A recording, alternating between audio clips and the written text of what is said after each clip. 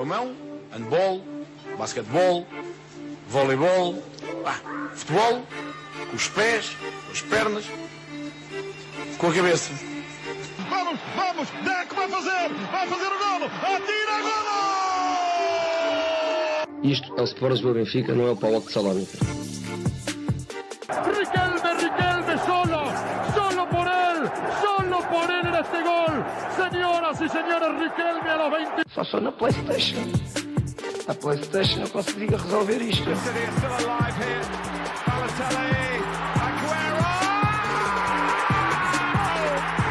There's been a red card, but for who, Chris Kamara? I don't know, Jeff, has it?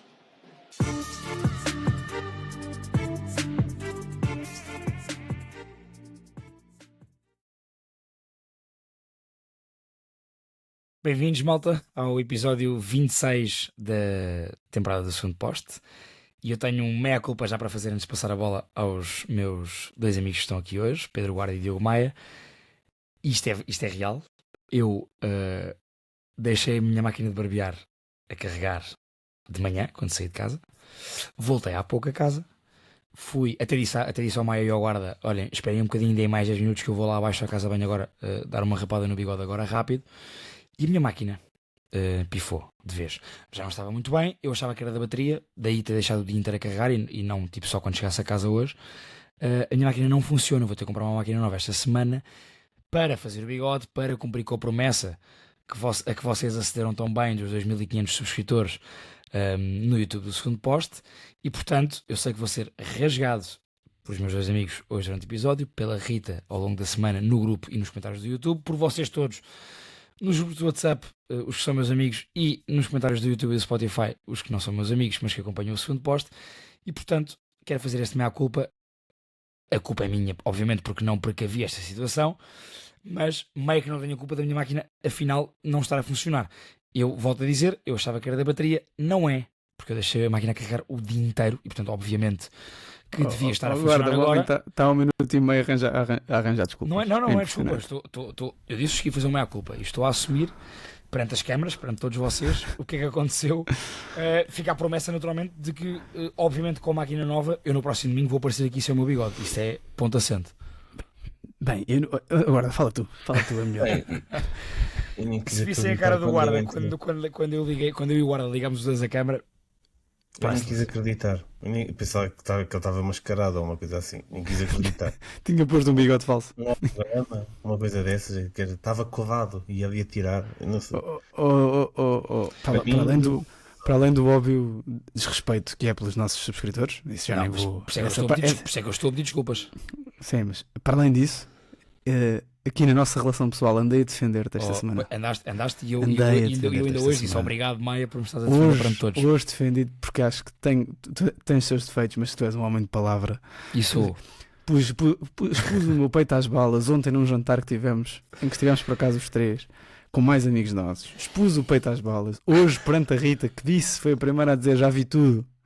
Independentemente das razões serem ou não serem as razões que tu agora trouxeste para justificar, eu expus o peito às balas por ti, Pedro, e quando entro, está o Pedro de sempre. Pedro de 2016. O que eu posso fazer é agradecer-te pelo apoio que demonstraste. Quanto a mim, tu és o Enzo Fernandes dos podcasts. Bates no peito uma semana e na semana seguinte estás fora. Olha, era isso que eu ia dizer às pessoas. Olha, se pudessem pôr nos comentários, o Pedro Azevedo é o Enzo Fernandes dos podcasts. Mas repara, está aqui prometido, eu não tenho como fugir a isto. Eu sei que tenho que fazer o bigode, eu não pude fazer o bigode agora por causa da máquina, mas eu vou fazer. Portanto, eu no próximo domingo, com a máquina nova, ou sem a máquina nova, vai ser com a máquina nova naturalmente, mas imaginem, mesmo que eu não tivesse máquina nova, eu ia ao barbeiro fazer o bigode, eu ia arranjar maneira de fazer, ou ia à vossa casa fazer. Isto é José Mourinho style. Eu estaria aqui sem bigode se tivesse feito o bigode, mas como não fiz o bigode, estou aqui com o bigode. Pronto, isto foi banhada, isto foi banhada uma desilusão grande.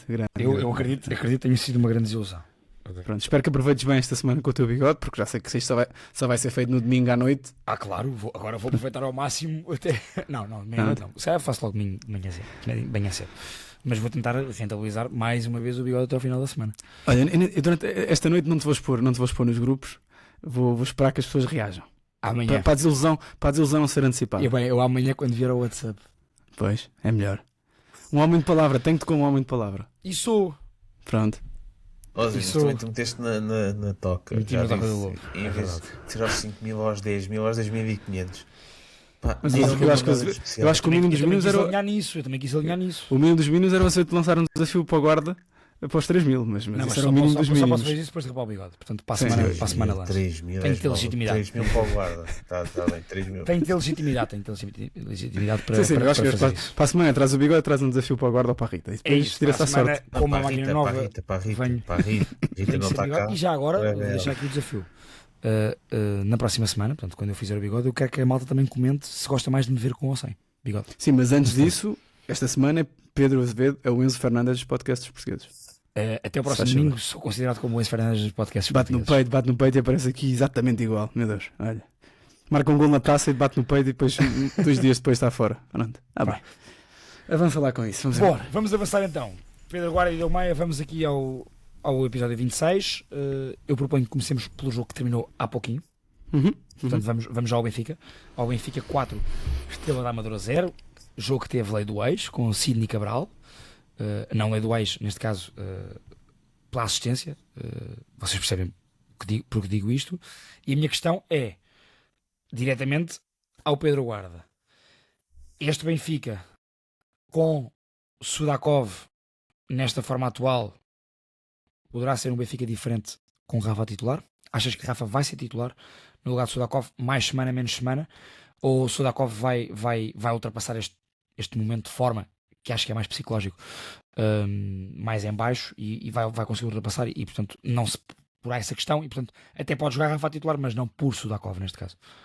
Eu sempre que falas do Sudakov, começaste a falar do Sudakov, olha para o Maia.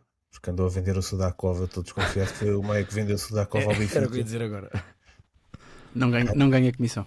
Há 2 anos que andava a vender o Sudakov. A verdade é que o Sudakov não tem estado bem, mesmo na posição atrás do Pavlidis, que era aquilo que toda a gente dizia, que o Sudakov não estava muito bem porque jogava à esquerda. Agora atrás do avançado, ou do ponta de avança, também não tem estado muito bem. Mas não sei se vai cair do 11, porque o Rafa está em pré-época, o Rafa não joga desde dia 2 de novembro ou de O dezembro. que é que achaste da história do Rafa hoje? Muita morfa, uma reação do público que eu não esperava, muitos assobios, eu sinceramente... Meio, Eu não é? devo- Não foi? Foi aplauso, subiu, foi assim, foi estranho, não foi? Eu não fui ao estádio, vi na televisão e pensava que aquilo ia ser aquele festival de bimbo, Apoteose.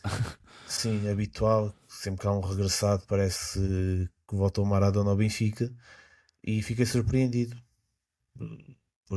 pela recepção que o Rafa teve, muitos assobios, pelo menos mais do que eu esperava. Acho que até perguntaram ao Mourinho isso na conferência de imprensa, que eu não vi, mas quando estava a passar por lá meti mais alto e estavam a perguntar sobre isso.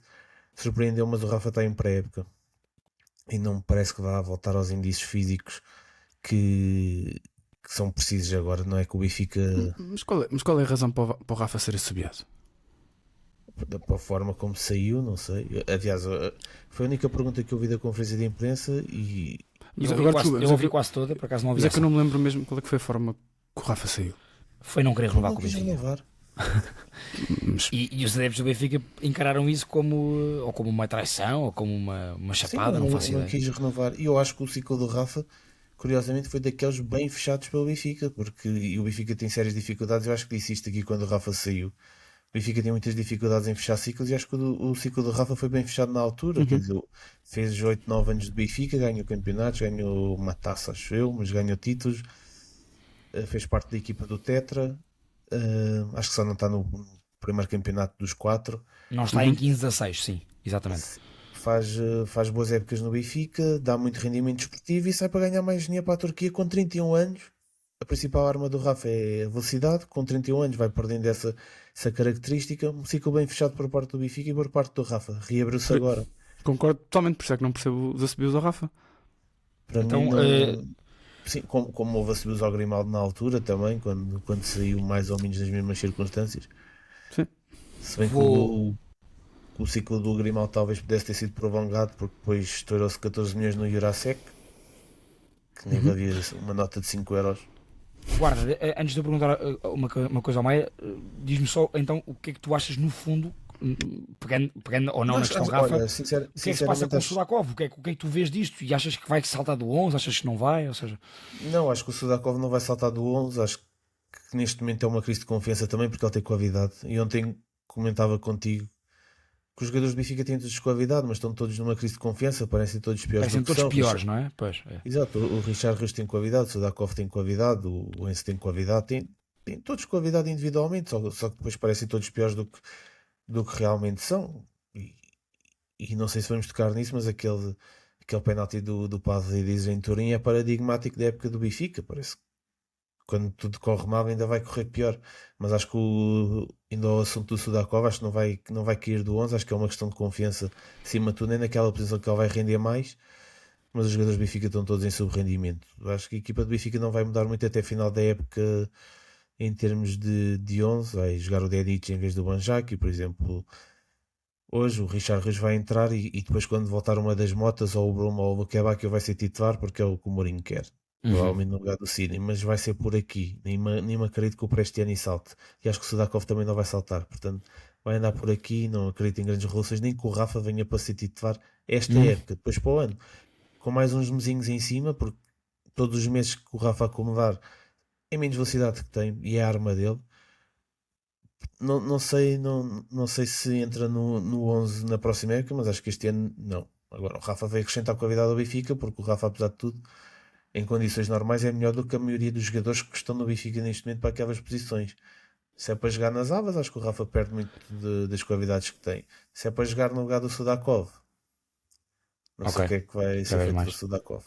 Maia, o Rafa no Benfica entrou em 2016-2017, portanto no ano em que o Benfica carimba o tetracampeonato na altura, com o Rui Vitória, e nessa época de estreia ele em 31 jogos faz 2 golos, 4 assistências. Era um Rafa que jogava a extremo esquerdo, lembramos disso na altura. E depois 17-18 também tem uma época pouco produtiva. A partir daquele ano em que ele explode com Bruno Lage, com aquela entrada de Bruno Lage a meio da época, há outro Rafa no Benfica, e ele então tem em 18-19 21 golos, 2 assistências, 19-20 11 golos, 8 assistências, 20-21 9 golos, 8 assistências, 21-22 12 golos, 17 assistências, 22-23 penúltima época dele, 14 golos, 9 assistências, e 23-24 última época de Rafa no Benfica, 22 golos, 15 assistências. Época passada no Besiktas faz 18 golos, 12 assistências. O Rafa vem para ser titular, e se sim, é para saltar Sudakov?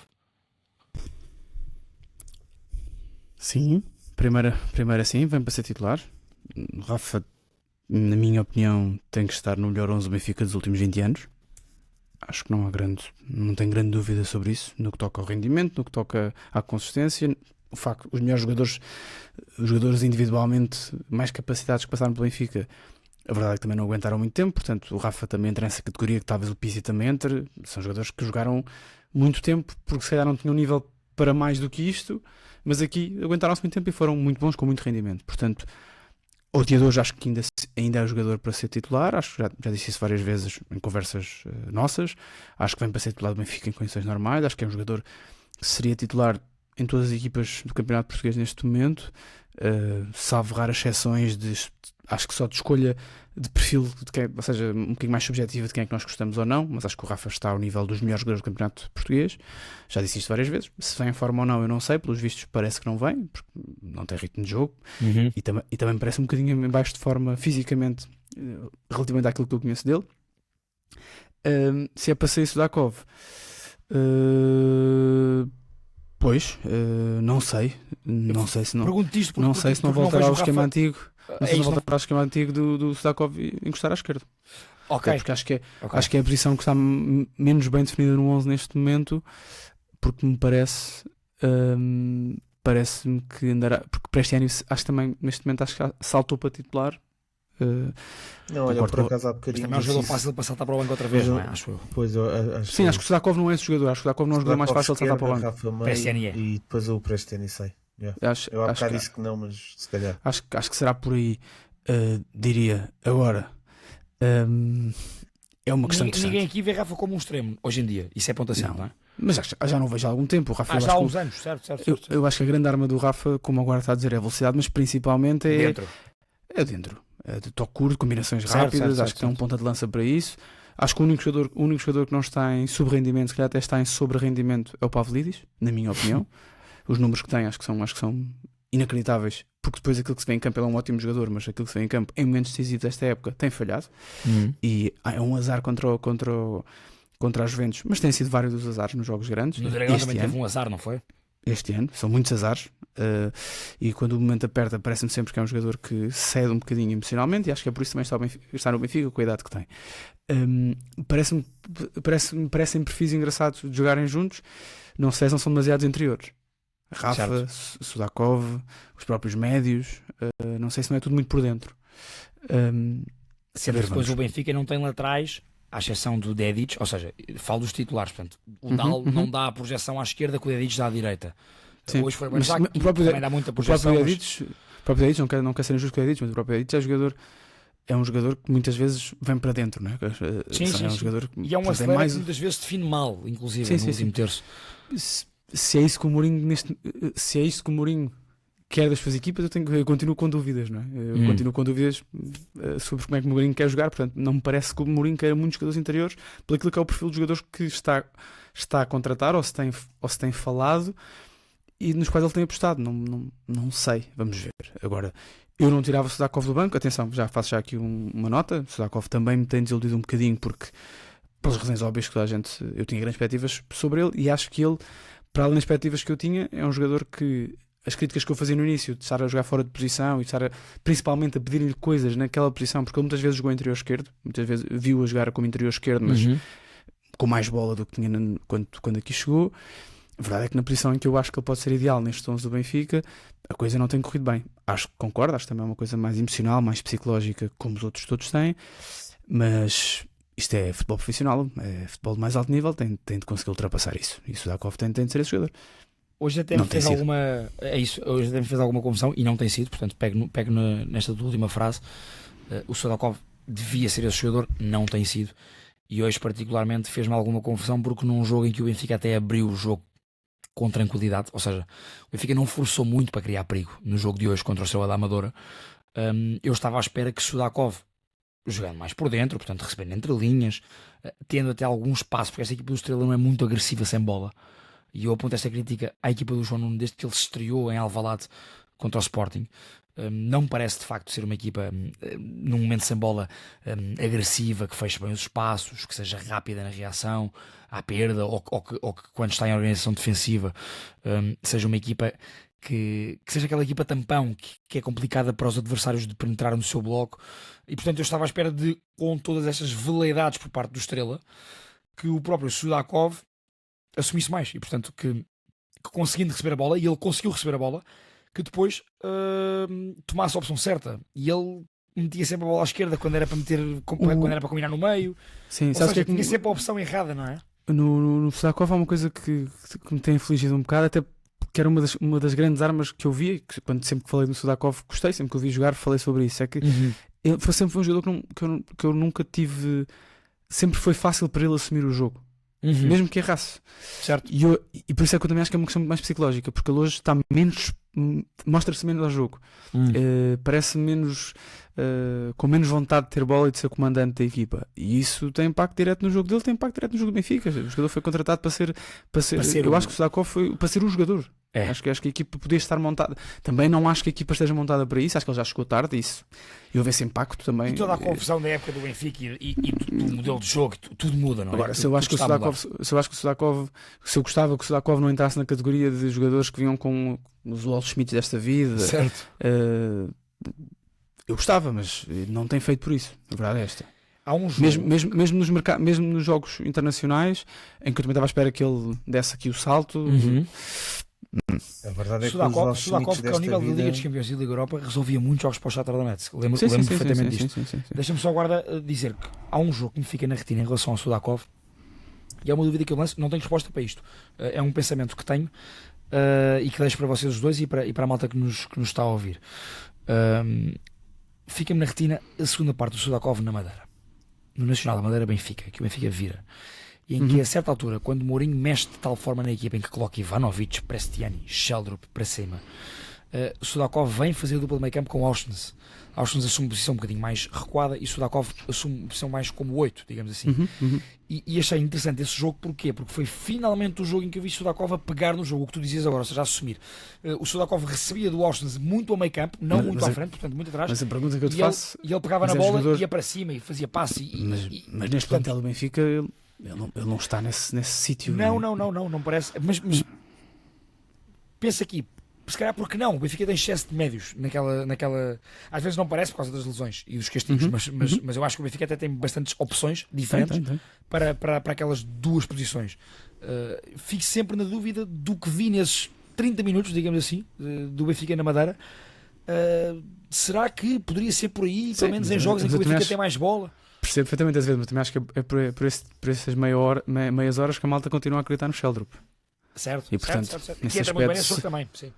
Que entra muito bem nesse jogo, sim. Portanto, aí nesse aspecto já vi mais do Prestiani do que. E eu que sou muitas vezes crítico do Prestiani, como sabem, já tenho visto mais do Prestiani ao nível da vontade, ao nível de.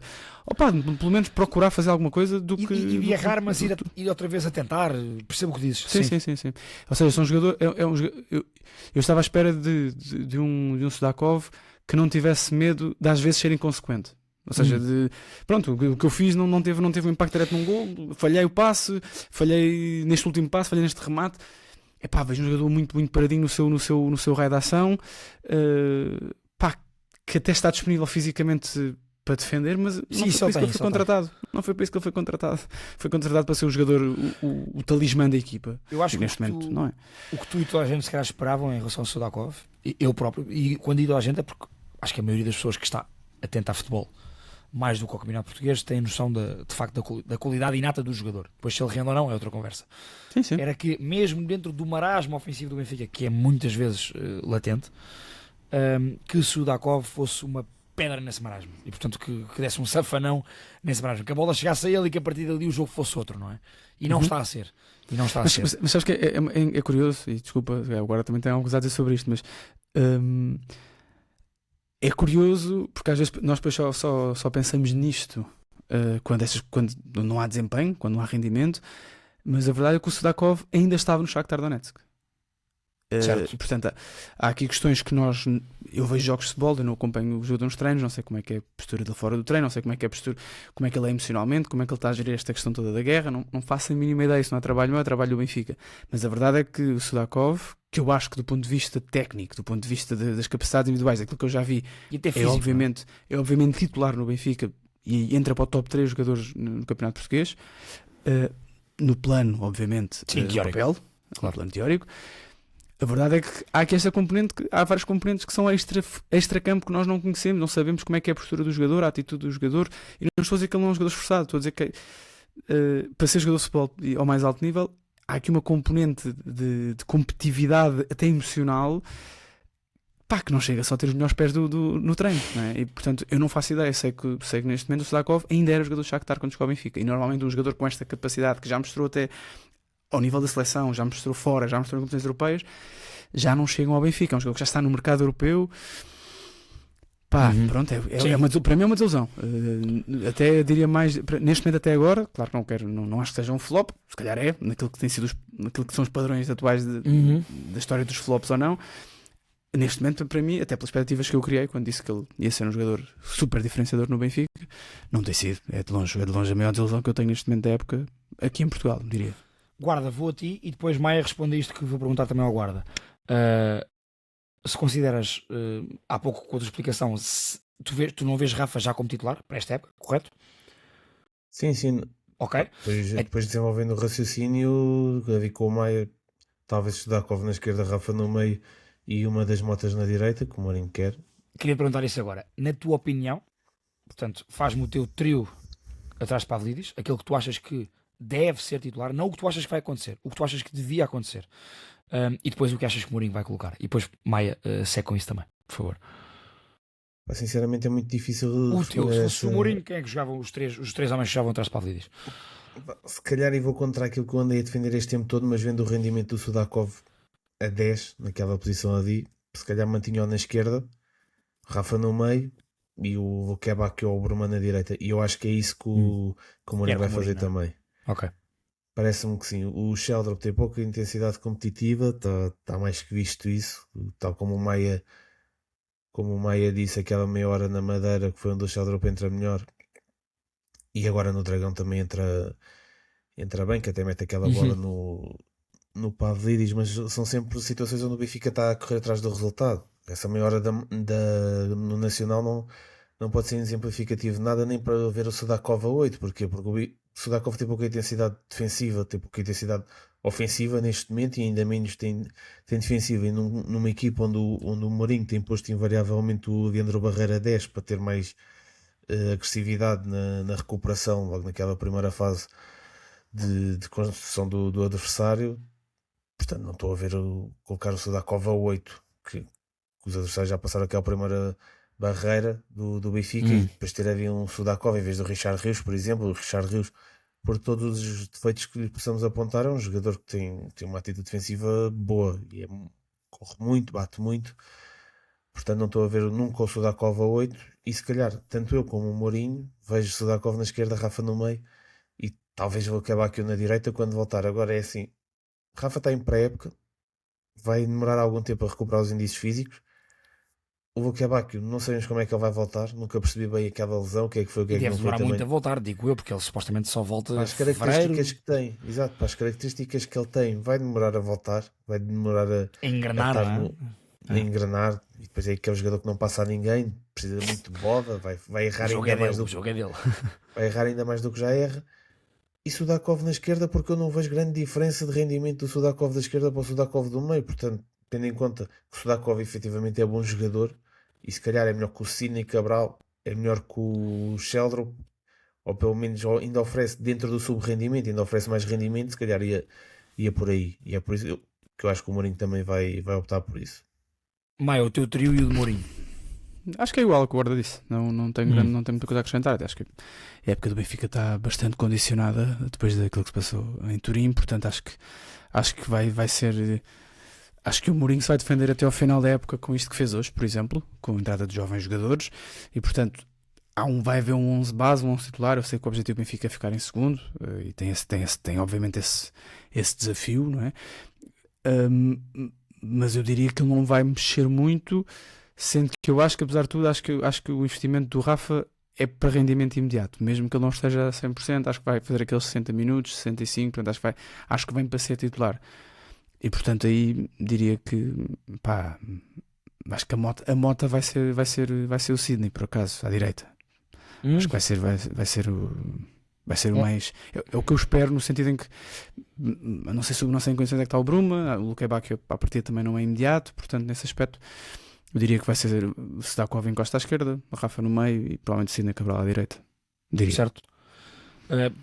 Eu acho que, pensando aqui, à esquerda, é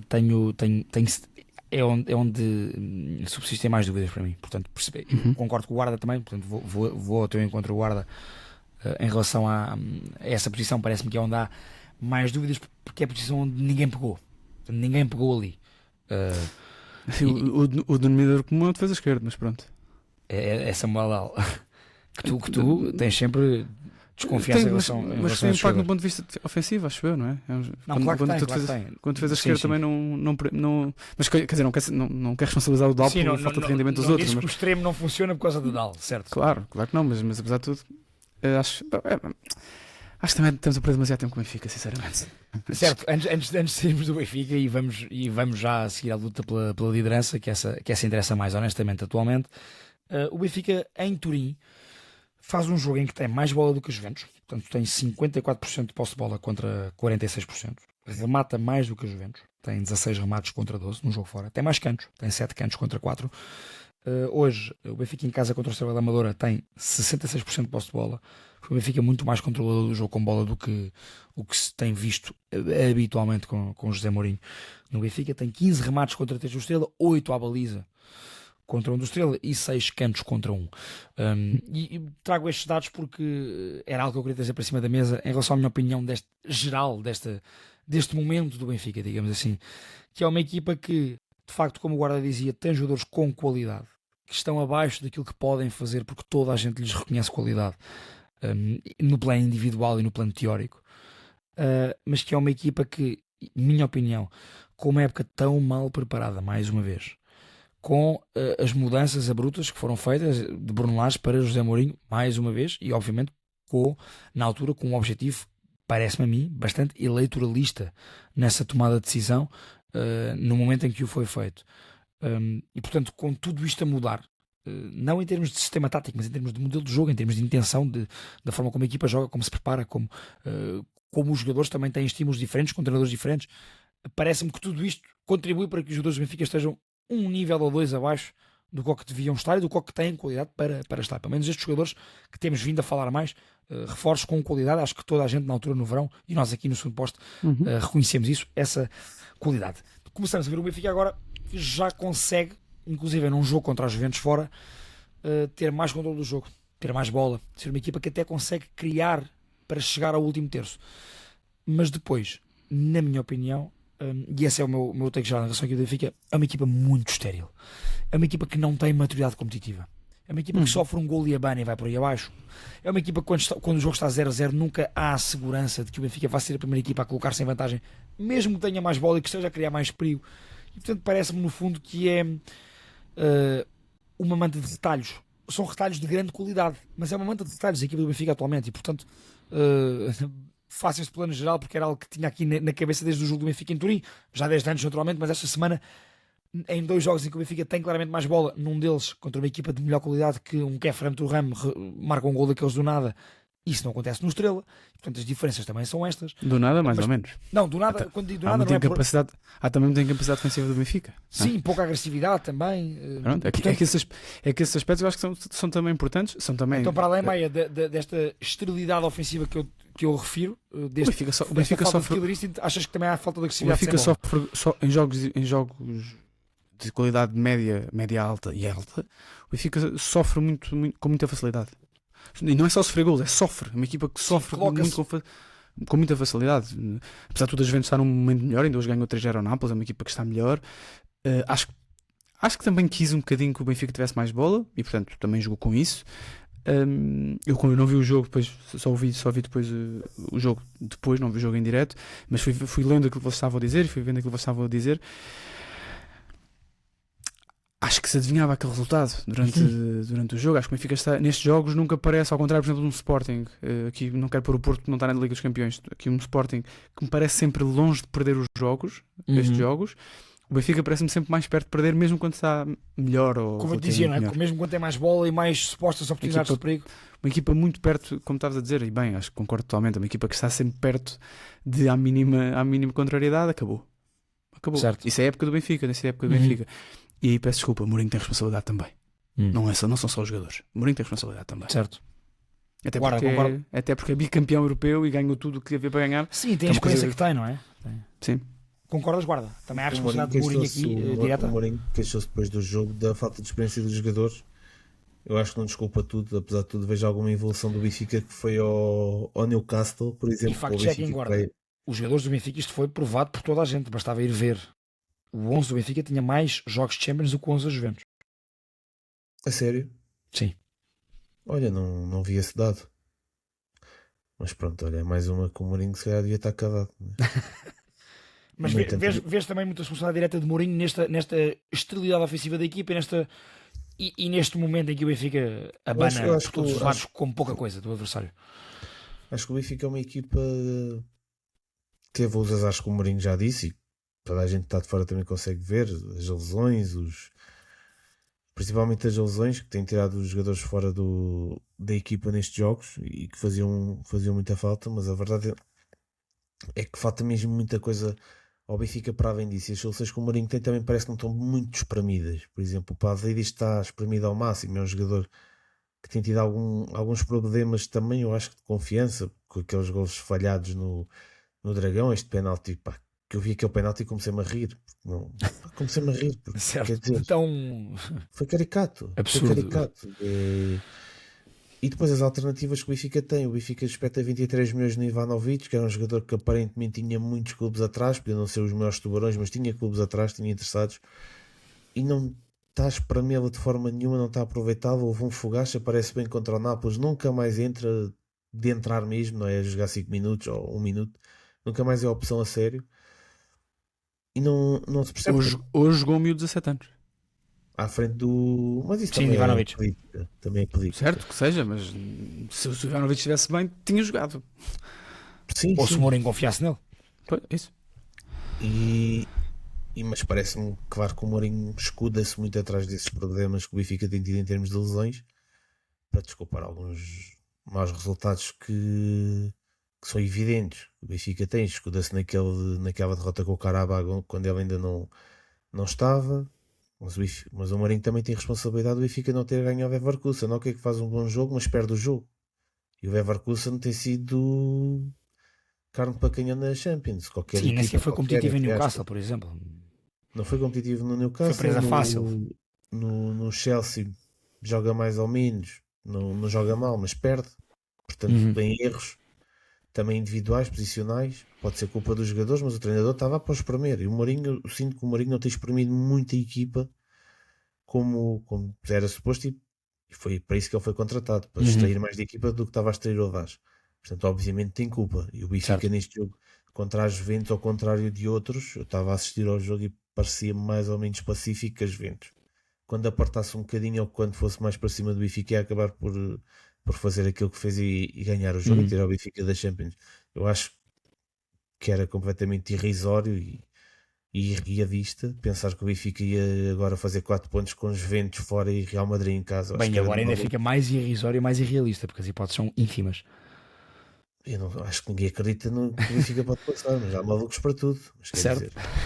dizer, Sim. Só deixa-me só dar aqui uma nota. Às vezes Diz, quero Maia. fazer uma pergunta até para deixar para os comentários.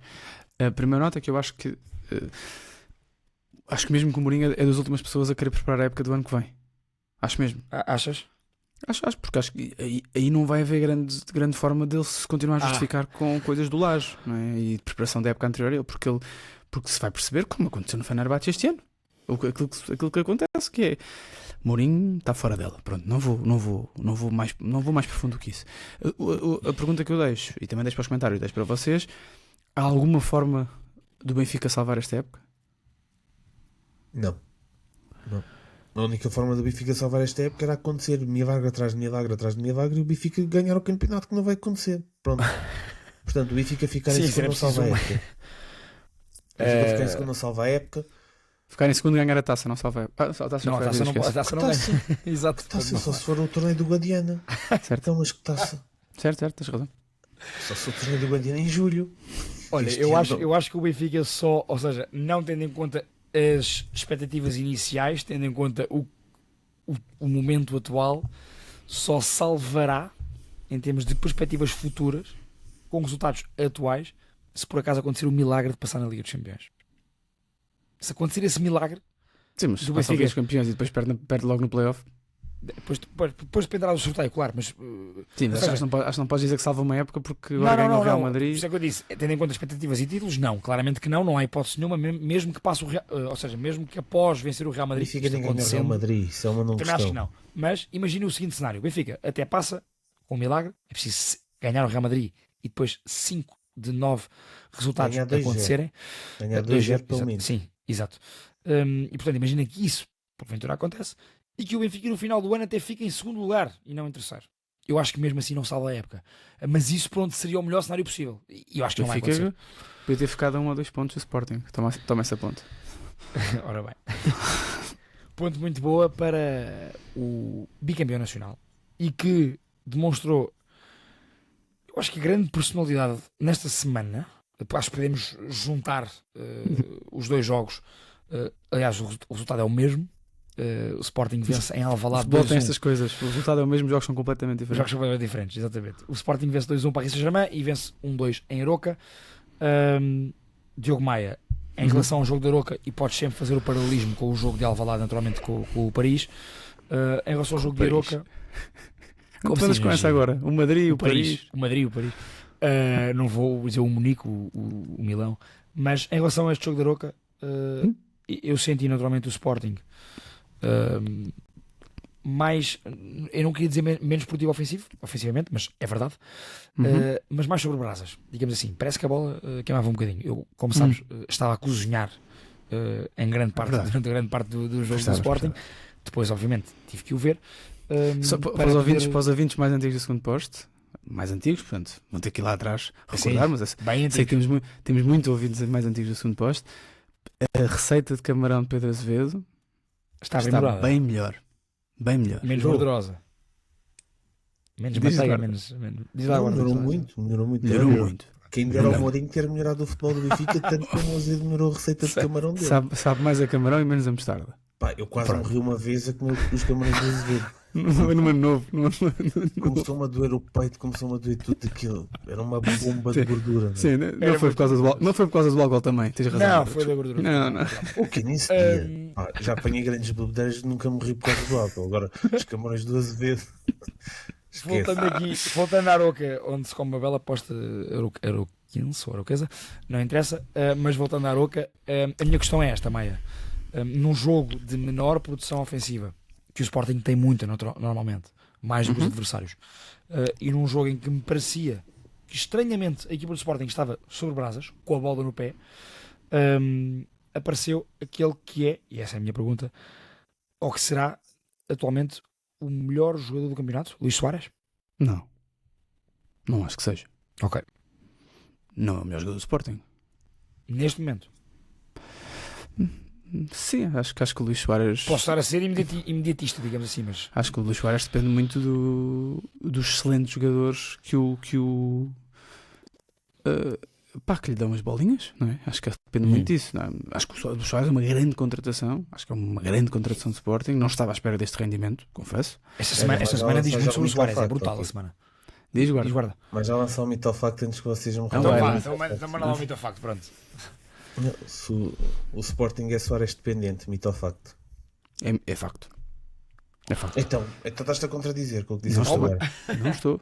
Não estou. Diglaria Tu usaste esta palavra exata, tu disseste o Soares é dependente dos de outros. quem mete as bodas. E os outros Dos são dependentes dele porque ele é que os marca. Ele tem muitos golos. Não acho que ele seja o melhor jogador, não acho que ele seja o melhor jogador do campeonato, nem acho que seja o melhor jogador do Sporting. Mas Mas o é- Sporting é dependente então do Soares? É porque primeiro não tem mais ninguém e ele é um excelente executor daquilo que o Rui Borges pede para aquela posição. Acho que há jogadores, acho que há melhores jogadores do ponto de vista individual no 11, no meio campo para a frente. Acho que há melhores jogadores. Trincão à cabeça, quando não está alucinado, acho que são dois jogadores mais decisivos para mim. Agora, tem havido soluções para eles e o Soares ainda não vimos porque não tem sido necessário, porque o Soares, felizmente para ele e para o Sporting, não tem estado lesionado. Agora, o rendimento, eu acho que ele também está em sobre-rendimento já agora. Em sobre-rendimento, ok. Sim, acho que é um jogador que tem falhado, apesar de tudo, até falhou em Aroca, mas é um jogador que tem falhado menos do que aquilo que fez durante o resto da época. Acho que é um jogador que tem falhado menos. Só uma nota, Azevedo. Não sei se concordo com o que disseste. Acho que o Sporting não esteve sob brasas. Acho que houve aqui Olha, vou dizer uma coisa que acho que raramente digo, que foi concordo totalmente com a análise de Rui Borges no final do jogo. Totalmente. Primeira parte, concordo totalmente. O Sporting vai para o intervalo com o jogo. Podia estar resolvido. O Sporting não fez uma grande primeira parte, mas podia estar 2-0 ou 3-0. Na primeira parte, o Aroca criou pouco ou nada na primeira parte. E acho que o Rui Borges, e ele próprio admite isso, foi surpreendido na segunda parte. E os próprios jogadores, não sei se houve alguma sobranceria, não sei se houve ali se houve algum relaxamento, algum cansaço também acumulado, porque os índices competitivos de terça-feira foram qualquer coisa, não é? Portanto há aqui uma carga, uma sobrecarga. Ainda há ainda estão a voltar muitos jogadores, portanto a equipa não está totalmente fresca. E acho que o Aroca na segunda parte faz uma excelente segunda parte, porque o Sporting foi surpreendido e conseguiu resistir. O Rui Borges diz isso na flash interview. O Rui Borges diz que o Sporting podia estar a perder ao fim de 10 minutos da segunda parte. E isso é obviamente surpreendente. Ou seja, a equipa foi surpreendida e o Aroca faz uma boa exibição. Também não acho que seja tudo aquilo que Vasco Matos diz, como Vasco Seabra diz. Acho que isso é o clássico Vasco Seabra.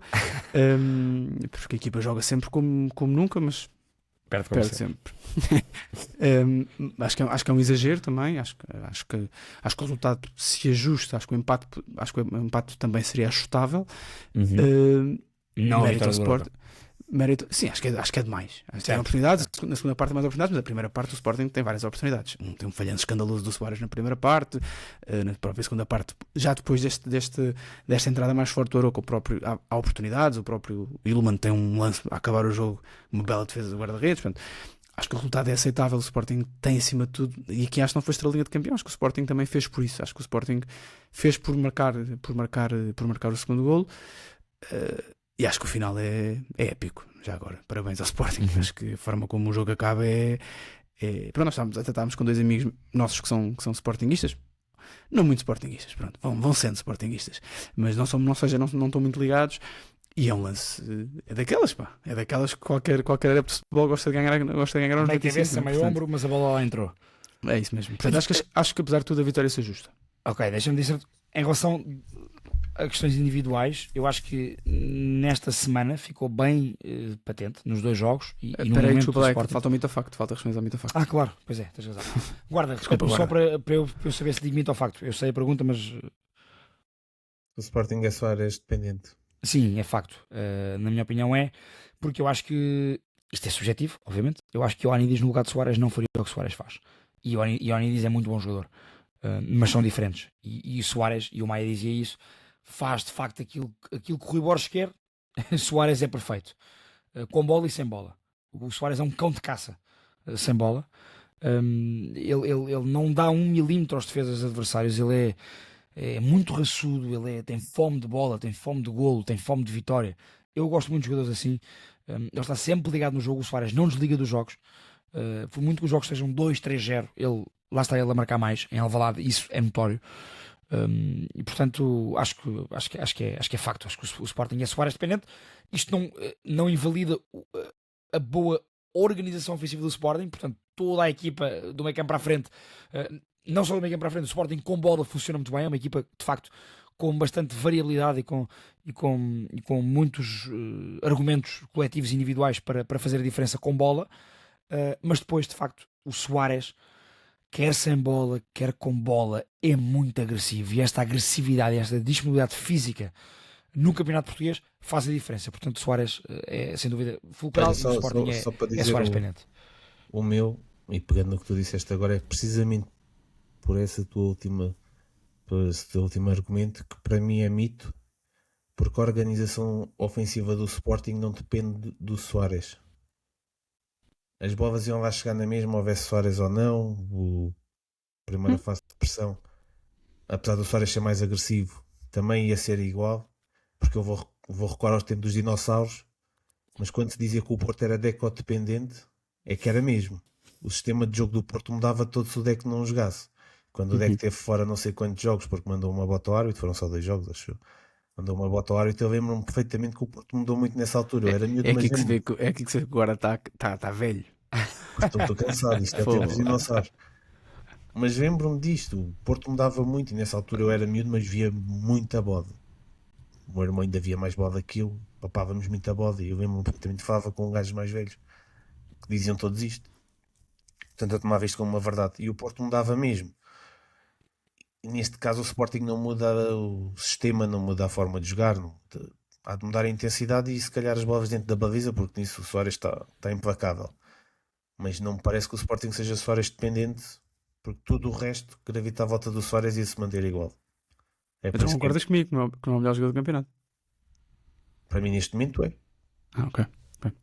Só uma nota, o Sporting ainda 9 jogos, o Porto já só joga hoje, como estão a ouvir. O Sporting tem mais 15 golos que o Porto. Sim. É outro nível de produção ofensiva, não há dúvida nenhuma. É muita fruta. Eu há bocado ia-vos dizer, e Maia deste-me o toque bem para eu responder ao Vitor Facto, em relação a destaques individuais, neste momento, não são sequer os meus jogadores favoritos do Sporting. Eu acho que um grande Sporting é obviamente com um Yulman a controlar a equipa toda e com um Trincão a sobressair e com um Pota a organizar o ataque do Sporting. Portanto, eu acho que isso é uma coisa. Outra coisa é o momento atual. E no momento atual não há pai para Maxi Araújo, Géni Catami e Luís Soares. São 3 jogadores absolutamente fundamentais. A produtividade do Géni Catami é brutal. O Soares, já falámos sobre ele agora, e o Maxi Araújo é um jogador...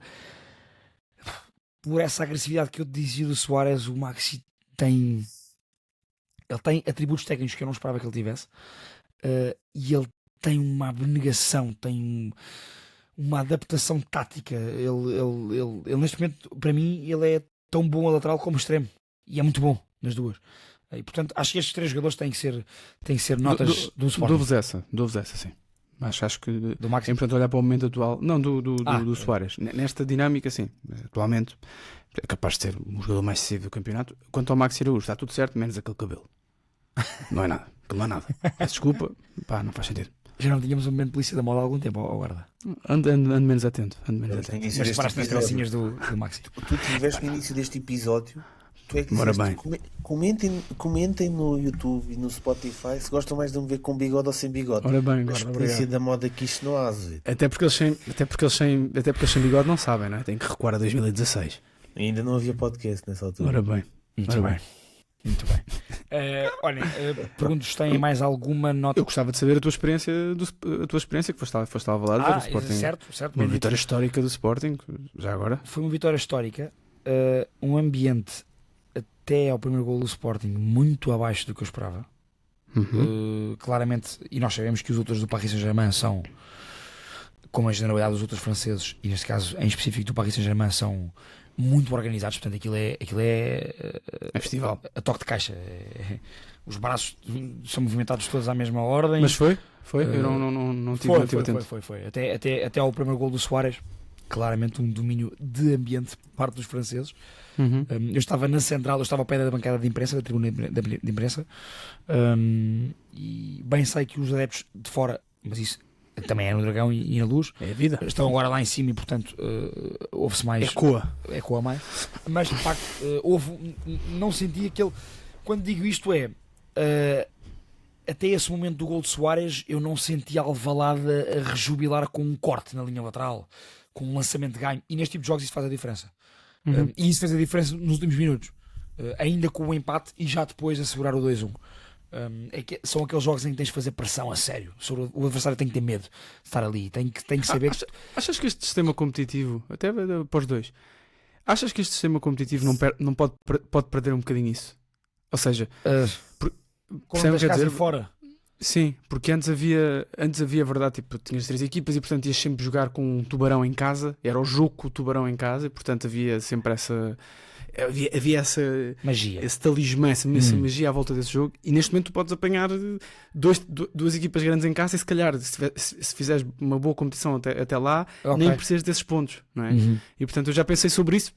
Também acho que houve claramente e muita gente que anda aí por este país fora, e comentadores até de rádios e assim, que eu tenho ouvido falar, que estão em muitos jogos, portanto têm diferentes experiências em diferentes estádios, têm dito que em Portugal o ambiente tem piorado bastante, há menos organização, o ambiente é piorado, portanto nesse aspecto se calhar também pode ser uma questão mais cultural e não tão de análise ao modelo competitivo da Champions, mas já pensei sobre isso, ou seja, pode haver mais jogos grandes em casa, e não precisares desses jogos, tanto desses jogos grandes. Sim, Okay. já pensei sobre. Pode ser uma perspectiva. Eu posso fazer esta comparação. O ambiente do Sporting Marselha estava ao rubro, muito mais durante o jogo todo, muito mais nisto que eu estou a dizer, muito mais faca nos dentes o jogo todo, o ambiente de Alvalade a empurrar a equipa do que neste jogo contra o Paris Saint-Germain. O final foi lindíssimo. Depois ia chegar aí, o final é brutal. O gol do Suárez foi ali mais ou menos à minha frente, digamos assim. Eu estava no enfiamento dos dois golos, eu estava do meio campo para a baliza do Sporting, para a curva sul neste caso, e portanto estes momentos foram brutais. Os últimos minutos após o 2-1 de Suárez, toda a gente estava em pé nas bancadas todas, lá está, a fazer essa maluquice, a puxar, a esbracejar, a berrar, e eu não senti isso durante o jogo, se calhar porque havia muito medo, porque o PSG teve muita bola, e as pessoas sabem que quando aqueles jogadores têm bola pode dar certo, e portanto a equipa pode sofrer. Parece-me que foi um bocadinho esse receio de estes gajos agora têm a bola, saca aqui um passo ou dois e a bola entra na nossa baliza. Acho que foi um bocadinho isso. Contra o Marselha não senti isso. O Marselha tinha muita bola também, mas o Sporting foi faca nos dentes na bancada contra o Marselha. Mas foi um jogo muito giro de acompanhar já agora. Bela exibição do Rui Silva. Bela exibição do Rui Silva, muito seguro. Não há nenhuma defesa para a foto, mas muito seguro. E a dizer, da perspectiva que eu tenho que tive do estádio, portanto, coisas que saltam um bocadinho fora da transmissão, o Luís Henrique é completamente doido na linha lateral. O De Zerbi também, já tinha estado ali atrás do De Zerbi e agora vi o Luís Henrique. O Luís Henrique tem claramente ali questões. Eu acho piada, eu gosto de ver treinadores assim. Acho piada aquilo, é variado. Eu acho piada aquilo. A análise do Luís Henrique é da variado no final do jogo. na minha opinião. E acima de tudo, deixa-me dar nota para a astúcia de Rui Borges, que é muitas vezes sobrevalorizado pelo percurso de carreira de Rui Borges, que é altamente meritório, e foi muito astuto na forma como foi mexendo na equipa. E ao contrário do que eu achava no próprio jogo. Eu achava que quando o Sporting fez 1-0 devia ter colocado mais um central para amarrar por completo o jogo. Efetivamente sofre pouco tempo depois, mas a equipa não perdeu depois as asas para ir mais à frente. Mas foi um jogo muito engraçado. Foi a melhor casa de Alvalade. Alvalade foi... Mas é por isso que tu estás aqui de bigode e ele está ali de colete. Não, claro, obviamente. Por isso é que eu estou aqui a comentar e o Rui Borges é o treinador do Sporting. Mas só para concluir, foi a melhor casa de Alvalade desde... Alvalade, tal como a Luz, tem mais lugares no estádio este ano. A Luz e Alvalade, as bancadas estão mais próximas do relevado. Alvalade tinha a questão do fosso, essa questão foi mitigada agora, portanto há mais lugares em Alvalade e esta é a melhor casa de Alvalade. Estavam 51 mil e qualquer coisa. Olha, perto dos 52 mil. O estádio de Alvalade fica muito bem, pelo menos na televisão. Ainda não fui lá dentro desde que o estádio foi renovado. Fica muito bem na televisão. Está muito bonito, a verdade é essa. Está da muito existência do fosso para a não existência do fosso há uma grande diferença. Mesmo na televisão o estádio parece mais... As cadeiras verdes também faz muito As cadeiras verdes e acima de tudo guarda-sentes muito mais proximidade do calor da bancada para o relevado. E isso parece-me que é fundamental. Houve uma grande evolução no estádio. Aquele estádio quando nasceu era pavoroso. Mas pronto, uma grande vitória do Sporting sem dúvida. Mas essa questão dos ambientes, por acaso, acho que é uma situação que tem vindo a piorar e vai continuar a piorar, porque mesmo no Porto, o Porto tem estado a ganhar, tem estado muito bem, os ambientes não têm sido nada extraordinário. Nada. Pelo menos é aquilo que me dá a parecer na Luz, mas também o clube está como está, a equipa está como está e as pessoas também não puxam. E o Benfica foi um dos primeiros a estragar esse ambiente por toda aquela envolvência. Que agora Guarda, bom ponto. Deixa-me fazer um breve para ajudar ao que tu estás a dizer. Uma coisa que eu senti que claramente é diferente, senti e sinto sempre que vou ao Alvalade e sempre que vou à Luz, há uma diferença naquilo que nós chamamos o ambiente plástico nos dias que correm. Exemplo claríssimo. Imaginem o seguinte: o Benfica ganha um jogo como ganhou imagina o Sporting venceu 2-1 o PSG, o Benfica agora acontece uma noite épica contra o Real Madrid. No Estádio da Luz, pela experiência que tenho, normalmente é ligado à banda sonora do Estádio da Luz. E portanto é uma barulheira que não permite, quer em derrotas, quer em vitórias, que haja uma ligação adeptos-jogadores. Os jogadores não, às vezes nem percebem, quero eu crer, o que os adeptos estão a cantar na bancada, seja de mau, seja de bom. Portanto, num lado e no outro. Em Alvalade, não sei se foi o speaker, se foi o Bottas neste caso, se foi quem foi, mas acaba o jogo e não há um som, não há nada. Foi pura conexão, bancada, jogadores, foi ambientaço mesmo. E portanto, há uma clara diferença neste momento no ambiente claramente demasiado modernizado e de plástico do Estádio da Luz. Eu sinto isso quando vou ao Estádio da Luz e sinto essa diferença quando vou ao Alvalade, claramente. É o que eu ia dizer, apesar desta pioria dos ambientes em geral, o que me parece ainda estar um bocadinho melhor que os outros é Alvalade. Mas também acho. Também este jogo ajuda muito a isso. Como tu disseste ao início, o ambiente não parecia nada de especial, depois no final foi, mesmo na televisão estava maluquice pegada e com mérito, que é uma grande vitória do Sporting, uma coisa absurda, porque não é normal o Sporting ou qualquer clube português ganhar ao campeão europeu em casa ou fora, no que for, e com mérito. O Sporting esteve bem no jogo, o PSG ainda assusta depois a vir no empate, e a facilidade com que eles fazem aquilo, a facilidade com que eles chegam ao empate é assustadora, mesmo de uma equipa que está no outro nível, apesar do Sporting ter ganho e há muitas equipes, sei lá, o Dortmund, uma coisa dessas podia fazer o mesmo que o Sporting fez, mas a facilidade com que o PSG é melhor que os outros é incrível. A facilidade com que chega aquele empate, mas o Sporting depois não se verga e não cai, e nessa altura era fácil cair porque ainda faltava uma meia hora e depois ganha com todo o mérito e é uma Champions brutal por parte do Sporting. Podemos dormir sobre isso. Sem dúvida. Pode passar direto à fase seguinte, pode não necessitar do playoff. É difícil. O que se diria se fosse Ruben Amorim? Sim. Isso é um belíssimo ponto, porque daí eu dizer há bocado aquela questão da forma como o Rui Borges foi astuto, na minha opinião, e portanto acho que o mérito é seu dono, e portanto o seu dono neste caso. O Rui Borges tem muito mérito nisto. O que o Rui Borges tem feito com um plantel, Amorim tinha vendido, completamente remendado, não é? Claro, Acho claro, que as claro. pessoas têm que ter noção de que o Claro. Sporting anda já o ano passado com o Rui Borges, mas aí o Rui Borges também, na minha opinião, astuto, quis manter as coisas para não abanar muito o plantel em termos táticos. Este Concordo. ano, Rui Borges teve mais uma vez a astúcia de não ter medo de colocar quem tinha que colocar perante as lesões e castigos. E a equipa baixando de rendimento num jogo ou noutro, no global, parece-me sempre o Sporting.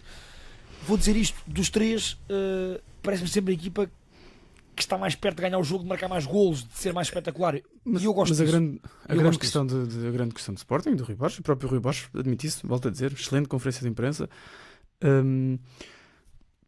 é que o Porto não perde. Essa é a grande Claro. questão. O Sporting está a fazer uma época para ser campeão, tricampeão. O problema é que o Porto não perde. Nem Sim, na sim. Europa perde, quando tudo indica assim, portanto, nesse aspecto, não sei se queres fazer ponto para o Porto, mas nesse aspecto a Posso coisa fazer não- que- está difícil. Queria só saber se tinha mais alguma nota sobre o Sporting no jogo contra o Paris Saint-Germain ou contra o Oroca, senão vamos aqui ao Porto.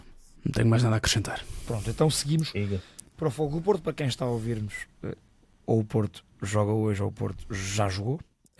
E portanto o Porto joga-se esta segunda-feira às 20h15. Pensei que era mais tarde. Jogo vá lá. difícil. Jogo difícil. Jogo difícil que me faz lembrar um bocadinho pela forma de jogar do adversário. Um jogo assim meio Estoril em casa no Dragão, meio Sporting Clube Braga. Vamos ver como é que vai correr naturalmente.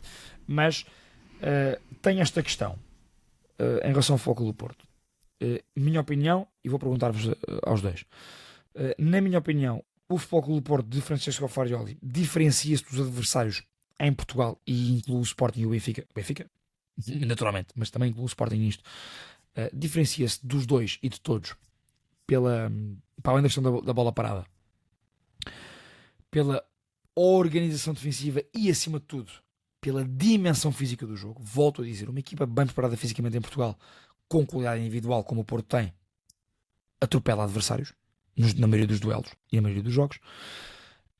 E eu peço desculpa, mas não é normal empatar com o Utrecht, ganhar a rasca ao Estrela Vermelha no último minuto, ganhar a rasca ao Salzburgo no último minuto, perder da forma naturalíssima como o Porto perdeu em Nottingham, e empatar da forma, na minha opinião, absurda como o Porto empatou na Chequia. E portanto, eu acho que lá fora as equipas, mesmo não sendo melhores tecnicamente, nenhuma destas equipas é melhor, nem se aproxima sequer do Porto. Não tenho dúvida nenhuma sobre isso. Mas são equipas que fisicamente têm mais andamento do que o Tondela, do que o... Achas que é isso ou achas que é, Acho que é muito ou isso. achas que é uma repriorização do Porto? O Porto quer ser campeão? Não. Não achas isso? Não me venham com essa. Não acho. Percebo essa conversa, mas não como mesmo isso. Acho que tem mesmo a ver com a dimensão física do jogo do Porto. O Porto é uma equipa muito unidimensional com bola, ao contrário do Sporting, que tem uma variabilidade diferente. Não estou a dizer, para mim, eu gosto mais de ver o Sporting jogar, mas acho que essa dimensão física do Porto faz claramente diferença em Portugal, não faz diferença lá fora, e é por isso que o Porto está a ter muito mais dificuldades do que eu achava. Para mim o Porto é um candidato a vencer a Liga Europa, na minha opinião, pelo talento que eu reconheço no plantel do Porto, pelo bom treinador que tem em Farioli e pela forma como a equipa está de facto montada, mas custa muito ver o Porto tão abaixo neste tipo de jogos na Liga Europa. O Porto tem equipa para, nesta fase de Liga, Eu acho que para lá fora limpar, também é para uma questão. limpar este top 8. As equipas perdem um bocado a vergonha, entre aspas, ou o respeito ao Porto. Não têm o respeito cá em Portugal. O Porto este ano ganhou, porque entrou muito bem no campeonato, e as equipas olham para o Porto todas de baixo e têm um respeito e entram sempre a pensar que são inferiores na dimensão física do jogo, lá está, na própria dimensão tática e invariavelmente na qualidade dos jogadores individual. Porque o Porto, talvez só o Sporting se consiga equiparar, ou, neste momento o Benfica em sub-rendimento, o Braga, quer queiramos quer não, chamar quarto grande, dar essa forçada ao Braga, continua muito abaixo dos outros. Portanto o Sporting Chegou agora mesmo ao quarto lugar. Toma. é o único que se pode Não, toma do guarda, equiparar. não É o único que se pode equiparar em termos individuais, e acho que lá as equipas estrangeiras perdem um bocado esse respeito ao Porto e tentam jogar de igual para igual, igualar no físico, igualar no que for possível no tático, e também consigo concordar com o Maia no que ele diz das prioridades, porque vai ao subconsciente dos jogadores. Não acredito que os jogadores entrem na Liga Europa para não meter o pé ou para ser menos intensos. Só que se a prioridade é o campeonato, se calhar dão aquele extrazinho no campeonato. Agora, eu continuo na minha, e também falámos disto ontem, Azevedo. Para mim o Porto é um dos 4, dos 3 favoritos a ganhar a Liga Europa, Sim, sim. apesar de neste Também momento acho. poder ter que encaixar aqui mais 2 jogos, porque não está nos 8 primeiros. Se calhar vai ter que fazer esse frete e jogar mais 2 jogos para passar à fase seguinte, e leva aqui com um playoff que não era esperado. Mas temos o Lyon, o Aston Villa e depois é o Porto que encaixa neste voto. Depois há equipas que se E podem digo já, intrometer. o Lyon eu nem coloco assim tanto, mas percebo. Sim, também tens uma Roma, vá. Depois tens equipas que já estão abaixo do Porto. Se quiseres, ou ir aos Fenerbahçes, ou Claramente o abaixo do Nottingham Porto, sim. está muito Stuttgart, abaixo também. Stuttgart, o Betis numa maluquice, mas é a pior equipa que o Porto. Portanto, o Porto continua a ser favorito a ganhar, Concordo. a ganhar a Liga Europa. Agora, vai ter que apertar Malta. um bocadinho mais do que tem apertado. O que Malta, achas eu disto, Maia? discordo totalmente. Acho que o Porto, acho que é claramente uma decisão. O Porto sim ou sim vai estar na próxima fase da Liga Europa e, portanto, acho que há claramente uma prioridade no campeonato. Acho que isso também é internamente, concordando ou não com isso. Ou seja, não estou a dizer que concordo Certo, com isso, e acho é a que o tua Porto tem análise, equipa exato. para disputar as duas coisas. Mas eu não acho que o Estrela Vermelha seja uma equipa fisicamente mais capaz que as equipas do campeonato português mais fortes. Eu acho. Por exemplo, não é. Não, o Vitória. do que Benfica, Sporting e se calhar Braga. Não Não sei. sei. Quer dizer, imagina, é mais difícil jogar ao Vitória, nunca sei dizer Pleasant, Eu digo Pilsen, mas não sei se é assim que se diz. do que jogar a Guimarães. Não sei se é. Tenho muitas dúvidas disso. Ou seja, mesmo do ponto de vista físico, eu acho que. Mas o nós Vitória vamos igualou entender- o Porto. O Vitória igualou muito bem o Porto no jogo. E perdeu. Portanto, o que eu estou a dizer é que certo. não acho que haja uma grande diferença. Lá está, acho que há um foco diferente, porque o Porto não depende. O Porto tem os mesmos pontos que a primeira, ou seja, que o oitavo classificado Sim, da do Liga top 8. Europa. Tem os mesmos pontos do Betis, sem jogar grande coisa, é verdade. Portanto, o Porto sabe que vai estar na próxima fase. O Porto Sim ou sim, queria não é? acho que o Porto procurou, e bem, porque a verdade é que conseguiu amelhar o máximo de pontos que conseguiu no campeonato para agora estar com uma folguinha. Não, acho que o Porto não pode ter esse foco, obviamente, mas tem uma folga diferente do que Ok. teria. E portanto, eu acho que o Porto, apesar de tudo, vai acabar a fazer uma Liga Europa que nós estamos à espera. Não sei se vai à final, até isso é Eu depois no mínimo acho que vais bem finais. Sim, mas acho que o Porto, se for Mínimo. campeão e ficar nos quartos de final da Liga Europa, acho que é uma ótima época para o Porto, principalmente por aquilo que tinha sido o ano passado. É por isso, mais por Sim. isto. De resto, eu acho que o Porto tem que se concentrar no jogo de segunda-feira, o jogo de hoje. Um jogo muito difícil para o Porto. É verdade.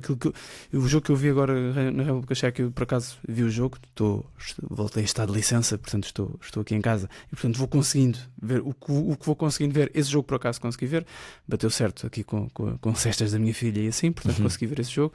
E a primeira parte é preocupante, a primeira parte do Porto é preocupante, mas lá está, era mais preocupante para mim se fosse no campeonato. Porque me parece que o foco é esse. O Porto, apesar de tudo, faz um mau jogo na República Checa, apesar de tudo. Acho que a segunda parte do Porto melhora e procura e teve mais bola. E é melhor, os adversários, e foi notório que na segunda parte procuraram não atacar, abdicaram de atacar, defenderam. E o Porto Estava com melhorou. 10 ainda por cima. E o Farioli mexeu bem já agora, nem que seja pela opção direta de meter o Denis Gul, que marca um belo golo já agora. Preocupar-me mais, e acho que preocuparia mais os portistas se fosse um jogo para o campeonato. E acho que isso não, apesar de não vermos sempre exibições brilhantes, e já falámos sobre isso aqui, a verdade é que o Porto claramente tem um foco no campeonato que eu acho que nenhum dos outros grandes tem. E esse também é uma das razões para o Porto estar onde está. Só uma nota final sobre o Porto e sobre o jogo quinta-feira, mas também sobre o jogo contra o Vitória em Guimarães. Eu sou um grande defensor do Samu e longe de mim querer não querer ser empático com jogadores que são emocionais e são emotivos, e eu acho que os jogadores, eu também valorizo mais jogadores que são emotivos e que sentem as coisas do que aqueles que não sentem, mas está na altura do Samu parar de chorar. O Samu é um profissional de futebol que vai errar e vai acertar, e não é o melhor do mundo por acertar e não é o pior do mundo por errar. E eu percebo, há um contexto familiar, há um contexto de vida dura, eu percebo isso tudo. Mas eu também acho que nós passamos muitos paninhos quentes quando há jogadores que são queridos. E eu percebo isso. O que eu não consigo compreender é como é que um jogador que é o número 9 do Futebol Clube do Porto, que à partida será campeão nacional, e é um jogador jovem, é verdade, mas como é que continua a ser isto? Quer dizer, como é que... E muitas vezes... e eu não quero estar a ser injusto e sei que os portistas vão cair em cima de mim, mas muitas vezes o Samu faz-me. Eu gostava de questionar o Samu, gostava de perceber, porque às vezes parece-me que é mais sobre ele do que sobre o clube. E isso não devia ser assim. Falha um penalti, é a vida, andamento. Sim, é mais jogo, claro. O Porto continua a precisar dele. E depois parece-me que ele se responsabiliza muito por coisas que não tem que responsabilizar. Falhou um penalti. É a vida, andamento. Falhou 2 penaltis. Pronto, tem que ser forte. E eu preciso muito que ele marque golos, como vocês sabem. Nós precisamos, eu e o Guarda precisamos muito que ele marque golos, que está longe agora. Mas Este ano vai cair para o meu lado. O Pavlidis passou hoje, portanto já tem 18. Mas Só para terminar, acho que o Samu tem mesmo de dar esse salto emocional, e acho que também acho que as equipas, os Tubarões, para onde eu acho que ele poderá vir a ter marcado, também olham para isso. Enquanto esse jogador não for emocionalmente mais crescido, mais maduro, tenho dúvidas. Lembra-te das declarações do Samu em Roma, na época passada, quando se queixava que como é que eu faço golos se os meus colegas não passam a bola? Mas melhorou. Atenção, para esta época eu acho que melhorou do ano passado para este ano. E nota-se que o grupo está muito atento a essa questão do Samu. É mais carinhoso que o Samu, não é? Eu sinto isso. Não, e tu vês que mesmo num jogo nem te falo dos lances penaltis. Se o Samu falha um gol, há sempre 2, 3 jogadores que estão logo em cima do Samu. Há um claro apoio emocional e mérito também. Ainda bem nessa sem dúvida, mas bora lá, né? Tem que estimar porque não há outro, portanto. Denis Gulmar com um laço. Verdade. Está bem, mas não pode ser titular do Porto. Maia, isto é um bom ponto, só para eu não já agora dizer-te o seguinte, é por isso que eu gosto também muito do nosso segundo posto, naturalmente, que é na tua intervenção, que foste aqui um bocadinho numa linha diferente da minha e do Guarda, eu puseste-me a pensar sobre isso, e portanto consigo perceber de facto essa questão não é da questão do 11 titular, porque se fôssemos o 11 titular o Porto tem Diogo Costa, o 11 foi o 11, não é? O 11 titular na Chequia não diferenciará muito do 11 contra o Gil Vicente e do 11 em Guimarães, mas consigo perceber o que tu dizes mais no plano até subconsciente dos jogadores, não é? E dessa questão de o campeonato é que é para agarrar isto mais facilmente ou menos facilmente nós Porto vamos à próxima fase da Liga Europa. Há aqui um ponto que pode ser perigoso e isso é importante para a última jornada, em que eu acho que o Porto vai carimbar tranquilamente com a vitória sobre o Rangers, que está em muito melhor forma agora. O Rangers do Danny Roll tem uma música engraçadíssima, vão ouvir quem quiser, a música do Zeps Rangers para o Danny Roll, com o ritmo do She's Crazy Like a Fool, com essa música. Eu acho que para a semana cantavas isso sem bigode. Para a semana canto isto sem bigode. Muito bem, vamos a música do Danny Roll. E traz o desafio para o Guarda, não te esqueças. Tu adoras meter-te em cima dos o Guarda, sabes que o Azevedo é o Maia puxa para mim, perfeito. Eu dou-lhe o rastilho e ele vamos embora. Porque eu sou impetuoso, pá. Para sacar o bigode dos 2.500, se fosse 10.000 agora, preza tanto o bigode 2.500, não vale assim tanto o bigode para ti. Agora já cantas, não sei o que é que te falta fazer. Já dancei também no segundo posto. Mas isto para dizer o quê? Desculpem, eu acho mesmo que o Porto vai carimbar inclusive o top 8 com a vitória sobre o Rangers. Também acho. Mas é um risco desnecessário nesta fase, ainda por cima, porque o playoff pode calhar na altura do clássico. Se o Porto for a playoff é por aí, por essa altura. Acho que é um risco necessário para o Porto. O Porto fecha top 8 e pronto, se fechar top 8, perfeito. Mas pudeste-me pensar já agora, mérito teu também, mas sabes que eu sou muito conservador neste tipo de coisas, particularmente em relação a um clube ganhador como o Porto, que não tem sido. Eu sei, mas custa-me um bocadinho ver os panos quentes por causa do primeiro lugar e do excelente trabalho que o Fariola está a fazer. Sem dúvida, é inquestionável isso, os paninhos quentes para exibições muito paupérrimas do Porto na Europa. Isso faz-me sempre confusão. Tens razão, não ver um Porto forte na Europa faz-me confusão enquanto deve ser. Eu percebo, mas é um bocadinho irrelevante se o homem acaba em primeiro ou em oitavo. Sim, certo, verdade. Pronto. Isto nem sequer é uma exigência minha, é uma questão de conservadorismo que eu tenho. Até porque, perguntando diretamente, o Braga acaba à frente do Porto na fase de grupos. Tu achas que o Porto quer saber? Achas que, ou seja, o favoritismo de um e do outro varia por causa disso? Não, portanto, lá está. Claro que não. Lá está. Sim, portanto, nesse aspecto, certo. Acho que estão muito tranquilos com isso e vão fazer top 8 e pronto. E depois certo, se vê. Certo. Questões, outros destaques nacionais. Quem tem aí para mandar? Olha, eu tenho um que é para mim neste momento a luta mais interessante em muitos anos aqui em Portugal, que é a luta pelo top 4. que é o quarto lugar. Uhum. Está inacreditável. Do quarto ao oitavo. Sim, e pronto. E o meu destaque é agora este. O meu destaque é este, e não está aqui a Rita. Eu gostava de fazer este destaque, mas a Rita não está presente, que é Rita comenta. O Estoril coloca-se nessa luta também. Verdade. O Estoril neste momento coloca-se nessa luta. Nos últimos 5 jogos são 4 vitórias. Eu aqui também, fazendo elogio a Ian Castro, o grande elogio que eu faço a Ian Castro descomplicou. Percebeu que esta equipa jogava melhor um sistema com 2 avançados, em 4-4-2, que não é, depois a coisa desdobra-se, mas descomplicou. A equipa joga, é muito interessante ver uma equipa em Portugal com as ideias e com a teoria e com a filosofia do Ian Castro jogar com 2 avançados, do estilo de avançados que tem, que são 2 avançados, não são propriamente um segundo avançado, não, são 2 pontas de lança. Marques e Begrau são 2 pontas de lança. E se olharmos para o meio campo do Estoril, é um meio campo de médios. Tem um desequilibrador em guitarra, mas apesar de tudo os outros são médios. É muito interessante e acho que descomplicou. Acho que a coisa estava... Mérito a Ian Castro por isso, e portanto fica a nota nacional, que é a luta pelo top 4, com a inclusão de uma equipa que eu achava há 5 jornadas que não estaria nesta luta, que é o Estoril. O Estoril neste momento está aí na luta. Que deixa-me dizer, porque eu comentava isto com vocês os dois ontem também no nosso jantar, que eu gosto sempre de ver os jogos do Estoril. E portanto, também mérito nesse aspecto. Eu podia gostar, o Estoril não ganhar, neste momento está a ganhar, e como tu disseste, sob um género de um back to the basics para que a coisa corresse melhor, em termos de pragmáticos. Mas os jogos do Estoril são os jogos mais espetaculares do Campeonato Português hoje em dia. São jogos de 3-3, de 4-2, de 4-3.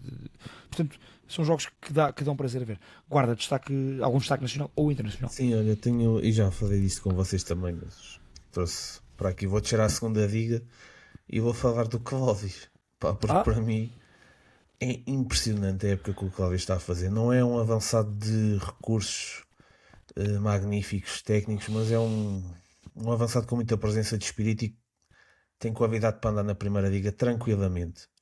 Para quem não sabe, o Clóvis vai da tabela para cima, ou não, agora? Sim. Para quem não sabe, o Clóvis é o ponta de lança do Académico Viseu, que está em segundo. Ainda esta semana marcou, mas nas últimas semanas, sempre que o Académico Viseu joga e marca, eu meto sempre lá no grupo, mais um, porque é o abono de família do Académico. Esta semana perdeu, de uma forma um bocado caricata, adianta-se com o gol do Clóvis, depois perde aos 90 mais 9, empata o Passos Ferreira de penalti, e depois aos 90 mais 11 marca eu vi o final desse 2-1. jogo. Portanto, para quem está em segundo e quer andar lá em cima e subir, que eu acho difícil, não sei se o Académico tem equipa para subir, mas para quem quer subir, são resultados que não se pode ter, até porque o Passos Ferreira está com a corda, está cá em baixo, e pronto, causa-me alguma confusão como é que é a quarta época já do Clóvis no Académico Viseu na segunda liga. Um gajo que tem 28 anos neste momento, há 4 anos tinha 24, quer dizer, a primeira época dele é muito forte, estava emprestado pelo Estoril, é muito forte. A época do Jorge Costa, que o Jorge Costa depois acaba por sair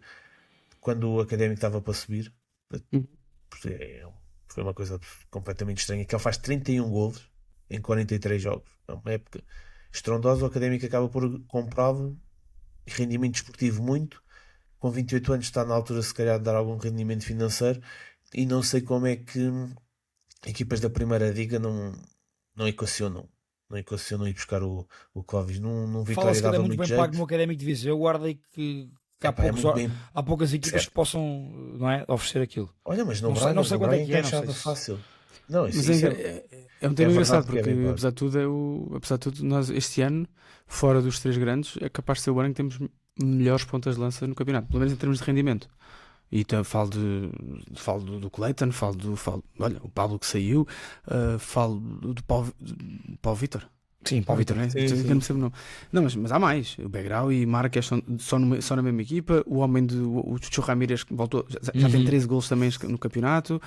Apesar de tudo, este ano, não sei se não é o pior ano para isso. Ou seja, que as equipas mais fortes do campeonato até têm goleadores. Aquilo que me vai dar pena é que ele, quando sair, Famalicão, talvez. Mas imagina Vai o cá Gil que oferecer vendeu um como- Pablo, se calhar buscar um Clóvis. Já se falou, eu vi alguém. Falou Eu vi nisso. que. Falou-se é? nisso, falou-se nisso, é. Mas eu vi que já Falou-se estava fechado alguém.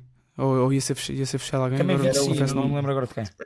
Era dos Chaves, do Chapéu. É esse mesmo. O Hector, qualquer coisa, pá, esquece. É esse mesmo. Mas eu vi-o, por exemplo, no Famalicão. Ok. Ao Clóvis. O que me dá pena só para concluir é que ele quando sair vai acabar por sair para uma Turquia, para Pois, uma Arábia, vai ganhar dinheiro. Vai Não ganhar tenhas dinheiro. pena dele, sim. Não, mas já não tenho. Porque, segundo consta, e acho que é verdade, ele recebe mesmo muito bem para Pois, está aí a resposta. portugueses. Mas pá, estar tanto tempo numa segunda liga quando tem claramente capacidade para mais, Sim, é o que é. percebo. Mas, pronto, o Académico de Deixa- Viseu agradece. Olha, Pode ser que este ano dê. o meu destaque nacional, Guarda e Maia, não é um lamento, mas é uma constatação da realidade, que é o Casa Pia é a terceira equipa mais fraca da Liga Portuguesa e está no lugar que de facto deve ocupar. Até não sei, Eu avisei. até não sei, na minha opinião, se não é mais fraca que o Tondela, muito honestamente. Tendo a concordar. E portanto, neste momento, o Casa Pia está em 16º com 15 pontos. Bem sei que está apenas a 2 do Aroca e do Santa Clara, mas eu vejo muito mais qualidade individual e coletiva e de projeto no Aroca, no Santa Clara, no Estrela, no Rio Ave. No Rio Ave, a coisa já abana um bocadinho mais. No Nacional, no Alverca, são equipas, na minha opinião, mais competitivas. A forma como o Casa Pia não ganha este jogo em casa, salvo seja, em Rio Maior, contra o AFS, é uma coisa absurda. Absurdo. 3-0. Também estavas a ver o jogo, Maia. 3-0 contra este AFS, que de facto tem o Neiva, acho que tem de facto qualidade. O Nené aparece sempre. É pá, conta-se marcar com os dedos golos, de uma mão e mas o não são uma mão AFS, inteira. eu já disse aqui e repito sempre: os jogadores do AFS, a forma como está montado este plantel, é para aqueles inícios de notas de estes três entraram num bar. Portanto, eu podia começar aqui a dizer nomes, já o fiz aqui. E portanto, o Casa Pia estará a ganhar 3-0. E mais do que estará a ganhar 3-0 num jogo em que, e eu até fui confirmar para saber se a minha sensação em relação ao jogo, Maia, que também estavas a ver, se estava enganada, se era mesmo eu que, caramba, estes tipos vão ganhar 3-0, deixam-se empatar, de facto não jogam nada. 58% de posse de bola do AFS em Rio Maior, em casa do Casa Pia. 27 remates, 7 à baliza, contra 9 remates, 4 à baliza do 11-2 em cantos, tudo isto a favor do AFS. Não é normal o Casa Pia, qualquer equipa, fazer esta exibição, muito menos contra o AFS, e portanto, eu acho que o Casa Pia vai ficar abaixo dos outros todos que eu disse, e portanto é uma das equipas que vai descer ou que vai no mínimo ao playoff. Eu avisei que o Casa Pia ia descer à segunda antes de resolver a questão do estádio. E Certo. ia brincar, mas isso não é este ano já. Sim, A sim. questão do estádio nem nunca vai ser resolvida, digo-te já. Sim. Por causa Portanto, daquela bomba da Repsol, é o que dizem, que não conseguem fazer nada daquilo. É isso. Bem. Também um clube. Pronto, é o que é. Sim. Olha, uma boa altura. Há 3 ou 4 jogadores que se calhar têm lugar sem dúvida. noutros níveis do campeonato. Portanto, Apesar que era na bomba. não. Talvez Se não. calhar há mais. Se calhar há mais 3 ou 4. Talvez. A fechar a mangueira. Tenho uma nota internacional. a dizer. É isso que eu ia te perguntar, notas internacionais, manda vir. Pá, o tanque Hendrick, que tomou uma ótima decisão de Grande carreira. nota, Maia, bem mandada, fogo. Uma grande decisão de carreira de se deixar, pelo menos durante 6 meses. 6 meses? Não são 6 meses, mas pronto. Emprestado pelo Real Madrid ao Lyon. De Lyon. É o clube, momento de clube, equipa, treinador perfeito para Hendrick. Desde que não fez muitos jogos, fez 3 ou 4 jogos, foi decisivo em todos, teve contributo em todos os jogos. Hoje faz um hat-trick. Se virem os highlights deste jogo, e no Twitter já há 4, 5 minutos só de Hendrick, que bom ver jogadores destes. Há mais espaço, ou seja, estes jogadores podem jogar noutros clubes antes de se afirmarem como os melhores jogadores nos melhores clubes. Portanto, muito feliz por isso, muito feliz também pelo Lyon, uma equipa que eu não tenho grande relação, mas lembro, quando nós todos nascemos e que fomos criando as nossas raízes no futebol com um super Lyon em França. Não sei, tenho a certeza absoluta que estes 2 meus colegas, que até são mais velhos do que eu, têm essas memórias também. Muito. E portanto fico feliz por um jogador como o Hendrick decidir, e claramente é um jogador com aura, é um jogador que precisa mesmo ter protagonismo num clube, e muito feliz por ele. Nem acompanho propriamente muito o Lyon, mas eu ia dizer isso, passa a acompanhar. Eu acompanhei Maia, porque até calhou comentar alguns jogos do Lyon na Liga Europa, e portanto vi outros jogos para acompanhar, e claramente era a pedra que faltava na equipa do Paulo Fonseca. É uma equipa com extremos vertiginosos, com extremos que assistem e que marcam, é uma equipa com um meio campo talentoso para ter bola. Claramente faltava um número 9, um ponta de lança, um avançado. E no Hendrick tem isso. Sendo que Hendrick, apesar de tudo, parece muitas vezes fazer aquele movimento que lhe é característico de vir direita para dentro e ser um tanque nesse aspecto, né? De quase cortar, de vir para dentro, não no sentido de rematar cruzado com o pé, rematar com o pé esquerdo, não, é um jogador que faz diagonal, ou seja, é a Ronaldo Nazário. E se vocês virem um dos golos de hoje, faz mesmo lembrar o Ronaldo Nazário. Ele faz muito lembrar o Ronaldo. O Hendrick é um grande craque. Eu estava com uma pena de o ver no Real Madrid. Ele é um grande mas craque. vocês, não sei, acho que ainda não viram os golos, não sei se irá ver os golos, mas Os dois não. Vi um que dá um toquezinho, só um pralinezinho, não é? Que ele dá um toquezinho por cima do guarda-redes. Só vi esse, não vi mais é nada. um que ele transporta a bola, ninguém o apanha, ninguém é forte. Portanto, muito feliz por isso, fica essa nota. Boa nota. Guarda, alguma?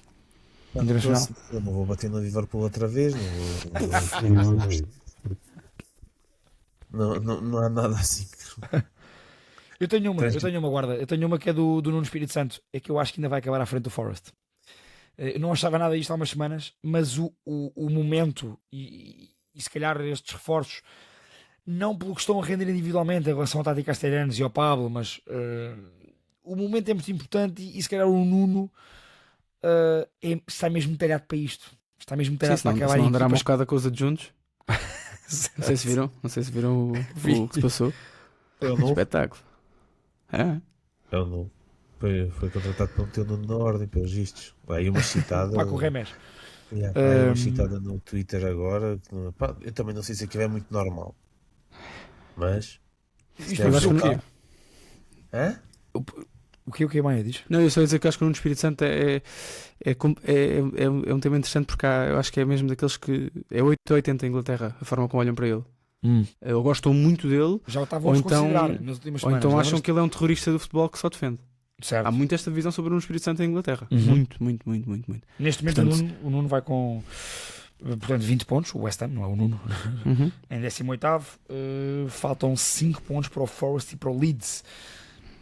Eu acho que o Leeds é melhor que o Forest, não em termos individuais. O Nottingham Forest tem um belo plantel. Pois tem. Mas de facto joga muito pouquinho. Já há uma construção brutal aos Xandais nas redes sociais do Forest, pelo que a equipa não joga naturalmente. E portanto eu quero-me parecer que o Nuno Espírito Santo com este West Ham ainda vai conseguir ficar à frente do Nottingham Forest. Esse é o meu destaque. O Nuno está a dar aqui uma vida nova ao West Ham. Azevedo, o que é que estás disponível? Mas estás disponível para apostar ou não estás disponível para apostar? Não venhas mais com apostas para o meu lado. Oferece-me tua máquina de barbear. O homem já treina. Mas agora tu vais-te preparando para a semana, vais ter desafio, portanto vê lá. Guarda, eu venho aqui sem bigode, mas vou-te lançar um desafio. Não, mas não é nos 3.000 nem nos 5.000. Porquê? Se for um desafio curto, também não tem que ser um desafiozão, também não tens que ir correndo. Imagina, chegares aqui a um episódio só de bigode. Tens fazer... Está bem. Ou seja, faz o contrário do azeite, faz a barba toda e vens só de bigode. Isso era giro, guarda. Não faz isso? Eu domingo depois. Isso faço. Pronto, cortar uma sobrancelha, não fazes isso? Isso aí. Vai, eu por mim faço, só depois metem-me a dormir na rua. Nós explicamos antes a quem direito. Olha, malta, está feito o segundo post de hoje, o 26. Pode dar desculpa outra vez às pessoas, às vezes. Eu ia fazer isso agora. Eu sei, mas tenho que apertar. Eu quando pus as mãos assim primeiro pedi desculpa. Pedi desculpa ao Maia Guarda e à Rita, naturalmente, os meus queridos amigos do projeto, e a todos vocês, aos nossos subscritores e aos antigos que eu sei que andaram aí a mandar ainda mais para mais amigos e nas empresas e tudo, para que houvesse mais subscritores, para eu fazer o bigode. Lanço o reto, portanto, para a semana, quando eu estiver sem bigode, depois digam se eu fico melhor com ou sem. Eu acho que claramente fico melhor com. E isto está-me a gostar muito. Perceber que não me vou ver com este bigode belíssimo, que é um belíssimo bigode. Não é adiar, já. Atenção, isto vai mesmo acontecer. Eu sei que é inevitável e, portanto, isto não foi um adiar, isto foi um acaso. E, portanto, pedimos desculpa por este acaso. Eu não tenho responsabilidade direta nesta questão, tenho indireta, como sempre. Eu tive quase um ano à espera que tu organizasses o meu jantar da época passada. Agora temos que esperar uma semana. Bem, é uma semana só. A malta vem em massa subscrever o canal como nós pedimos e continuamos a pedir. E eu acho que vai ser rasgado nos comentários. Acho que vai ser rasgado nos comentários. Agora, o que é que acontece se o pessoal tirar a subscrição e voltar Pois é. depois? Não, vai ter que fazer e vai ter que deixar durante um mês. Não, isto também não é bem. Olá, Vocês se nós agora, agora- imagina, se nós agora reduzirmos o número de subscritores para baixo de 2.500 Não, não vão por vocês causa agora desta... fazer o vosso terrorismo por causa desta pessoas. mentira. Parem de subscrever, que é para nós podermos dizer ao Azevedo para não ter isto um mês, que eu sei que Ou é assim então que podem funciona. andar assim no ping-pong. Tu fazes o bigode, tiram. E depois voltamos à mesma aposta. Agora aos 2.500 o gajo tira o bigode. Outra vez. Peço desculpa a todos, eu vou tirar o bigode. Não aconteceu hoje por falha da minha máquina, falha técnica, não falha minha, não falha humana, foi uma falha técnica. Uhum. Eu vou comprar uma Eu nova vá. máquina de barbear esta semana e no próximo domingo vou aparecer aqui sem o meu bigode. Está pronto. Ora bem, está Um fechado. grande abraço a todos, abraço Maia, abraço Guarda, beijinho Rita, comenta sobre tudo e mais alguma coisa e vocês que nos ouvem e veem todas as semanas, subscrevam o canal, agora sim subscrevam à balda, podem subscrever ainda mais agora, subscrevam Até o porque canal, vem desafio. vem desafio para o Guarda na próxima semana, portanto subscrevam o canal, deixem as vossas sugestões, os vossos comentários, quer no Spotify, quer no YouTube, até para a semana malta, um abraço.